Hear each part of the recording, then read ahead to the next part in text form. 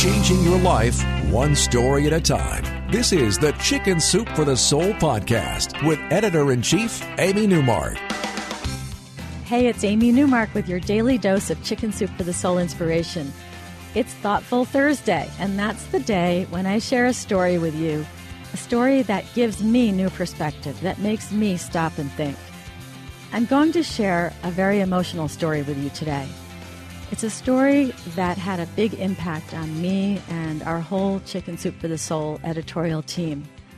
What happened was that I was contacted by one of those last wish kind of organizations, and they told me they had a 20-year-old college student who was dying of bone cancer and wanted to be published. And she didn't have much time. So, of course, I said yes, but I was thinking that it was unlikely she would be a good writer, but maybe I could at least put something from her on our website to make her happy. But as it turned out, this young woman, whose name was Angie Sayers, was a spectacular writer, a deep thinker, and incredibly inspirational. I ended up having an email correspondence with her for the next few months. I could have talked to her on the phone, but I knew I would burst into tears if I heard her voice because I knew she was terminal, and I didn't want to burst into tears while talking to her, so I kept it to email.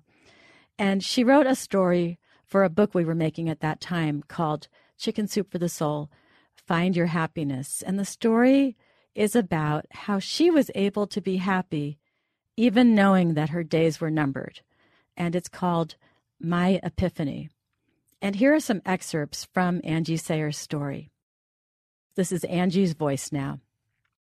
These days, I am in the final stages of my long battle with osteosarcoma, a bone cancer, which made its appearance when I was 14 years old, claimed one of my lower legs and a lung along the way, and recently spread to my brain.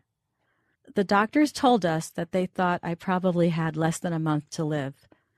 It has now been longer than a month, and I am still here and still feeling well. I know that I probably won't make it still, but there is something different now about the way I look at things.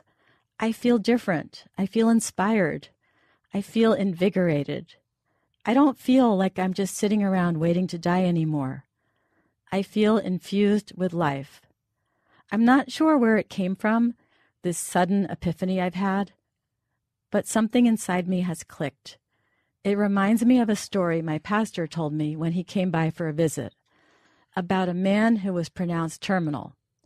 Another person asked him, "What are you doing right now?" And the man who was dying answered, "Well, I'm terminal, I'm dying." The first man either asked him again what he was doing or informed him somehow that he was wrong. The man who was terminal wasn't dying just then. At that moment, he was living. And as long as he was breathing, he would be living. And that's the epiphany I've had. Right now, regardless of the things to come, I'm living. I'm not sitting around waiting to die. I have to think about the things that I can do, the life that I can live. I'm still here. Life is precious.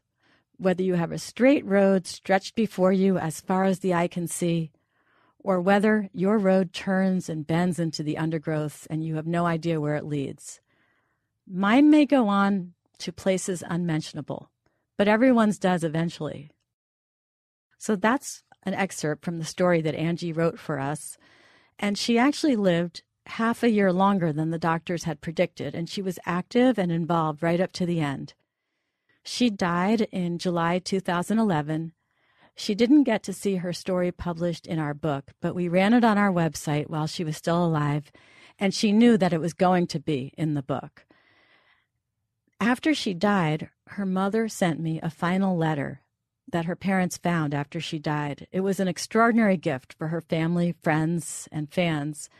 And we ended up running the letter also in our book about finding your happiness. And I'm going to read you some excerpts from that letter. Dear friends and family, I'm sorry for leaving you, but I don't want you to cry forever. I want you to turn around when you're ready and seize life with all you've got. I want you to remember, for my sake, that life goes on and you're a precious part of it. I take comfort in the fact that even though I'm gone, each of you is not. Whenever you think of me and are reminded of the way I lived, I will be there with you. She concluded the letter by writing, "The only way that I can deal with the challenges of these living moments is to believe with all of my heart that the dying moments will bring me the peace and happiness that I've always yearned for. It comforts me to know that eventually I will no longer be stuck in this body of mine. That is the miracle we've been wanting all along. Love always, Angie." Angie's story in our book, and then her final letter to her family published in our book, had a big impact on a lot of people. I actually made that Find Your Happiness book with Deborah Norville, and she talked about it a lot as well. It really had an effect on all of us. We were all rooting for Angie. We were very sad when she died, but we knew she went out on her own terms, and we were happy to have been a small part of providing her with a little happiness at the end of her life. Tomorrow is Friend Friday, and tomorrow is going to be fun. We're going to talk to my co-author on our new book, Chicken Soup for the Soul, The Joy of Less, and that co-author is Brooke Burke-Charvet, and I'm going to talk with her about how you can declutter your life. I'm Amy Newmark. If you'd like to read more thought-provoking, life-changing stories from the book I mentioned today, Chicken Soup for the Soul, Find Your Happiness, please go to our website, chickensoup.com.